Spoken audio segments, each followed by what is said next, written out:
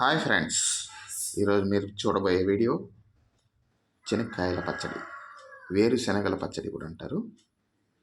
ఈరోజు చాలా చక్కగా టేస్టీగా చేసే వేరుశనగల పచ్చడి ఎలా చేద్దామో చూద్దాం. మనకు కావలసినటువంటి వేరుశనగ పప్పుని వేయించి దాని మీద తపక తీసుకొని ఇలా చక్కగా ఇలా తీసుకోవాలి.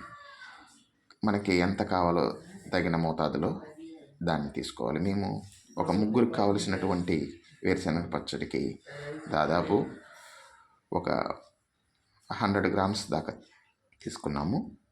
అలాగే కొబ్బరి, పచ్చి కొబ్బరి ఇలా కడిగి నీట్గా పెట్టుకోవాలి. చింతపండు తగినంత తక్కువగా తీసుకోవాలి మోతాదు. ఇలా ఎండుమిరపకాయ వాడుకోవచ్చు, లేదంటే పచ్చిమిరపకాయలు వాడుకోవచ్చు. గ్యాస్ట్రిక్ ట్రబుల్ లేని వాళ్ళు పచ్చిమిరపకాయ కూడా వాడుకోవచ్చు, చాలా టేస్టీగా ఉంటుంది. అలాగే వెల్లుల్లి అంటారు, తెల్లగడ్డ కూడా చెప్తారు. దీన్ని ఒక 4-5 పాయలు ఇలా తీసుకోండి. ఉప్పు తగినంత మోతాదు, మీకు ఎంత క్వాంటిటీ కావాలో దాన్ని మాత్రం తగినంత వేసుకోండి. ఇలా కావలసిన పదార్థాలని ఫస్ట్ తీసుకొని ఇలా పెట్టుకొని దీన్నన్నిటినీ మిక్సీలో వేసి తగినంత గట్టిగా కావాలంటే గట్టిగా తక్కువ నీళ్ళు పోసి దాన్ని ఎలా రుబ్బుకోవాలో చూద్దాం. ఇప్పుడు ఈ ఇంటీరియర్స్ మొత్తం ఇలా మనం మిక్సీలో వేసుకొని దాన్ని బాగా గ్రైండ్ చేసుకొని ఇప్పుడు ఎలా వస్తుందో చూద్దాం. మిక్సీ ఒక కప్పులోకి తీసుకుందాం. మిక్సీలో వేసిన తర్వాత మనకి చట్నీ ఇలా తయారవుతుంది అన్నమాట. దీన్ని తిరగబాత ఎలా చేయాలో చూద్దాం. హాయ్ ఫ్రెండ్స్, ఇప్పుడు పోపు పెట్టడానికి ఎలా చేయాలో చూద్దాం. ఫస్ట్ తగినంత నూనె, అంటే ఒక 3 టేబుల్ స్పూన్ నూనెని మనం ఇలా తీసుకుంటున్నాం. బాణలో వేసాము.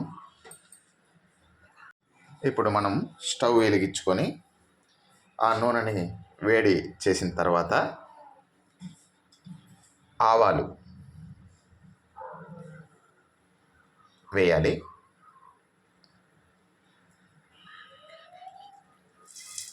ఇలా ఆవాలు వేసుకొని అవి పగిలే వరకు వెయిట్ చేయాలి కొద్దిగా, అప్పుడే టేస్ట్ బాగుంటుంది. కొంతమంది పగలకుండానే ఆవాలను తీసేస్తుంటారు, దానివలన మనకి చట్నీ కూడా చేదుగా అనిపిస్తుంది. చూడండి, ఇలా పగలాలన్నమాట ఆవాలు. చిటపట పగిలిన తర్వాత జీలకర్ర కూడా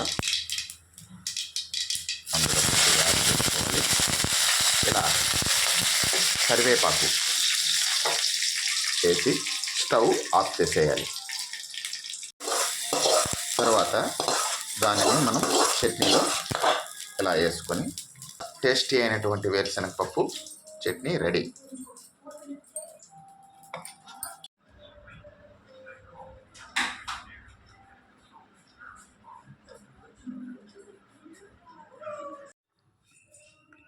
ఇలా రెడీ అయిన చట్నీని మనం దోశల్లో కానీ ఇడ్లీలో కానీ చాలా బాగుంటుంది టేస్టీగా.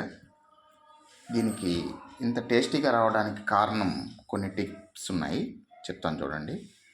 మనం ఇలా ఈ పచ్చి కొబ్బరి వెనక పక్కుండే లేయర్ని తొలగించి చట్నీలో వాడుకోవాలి.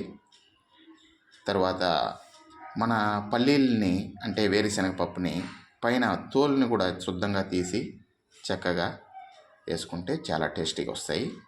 దీన్ని మర్చిపోకుండా చేసుకోండి. ఓకే ఫ్రెండ్స్, దీన్ని చూసిన తర్వాత మీరు అందరికీ సబ్స్క్రైబ్ చేయండి, అందరికీ షేర్ చేయండి, లైక్ చేయండి. ఓకే ఫ్రెండ్స్, ఇంకా మీకు చాలా వీడియోస్ పెడతా ఉంటాము. బాయ్.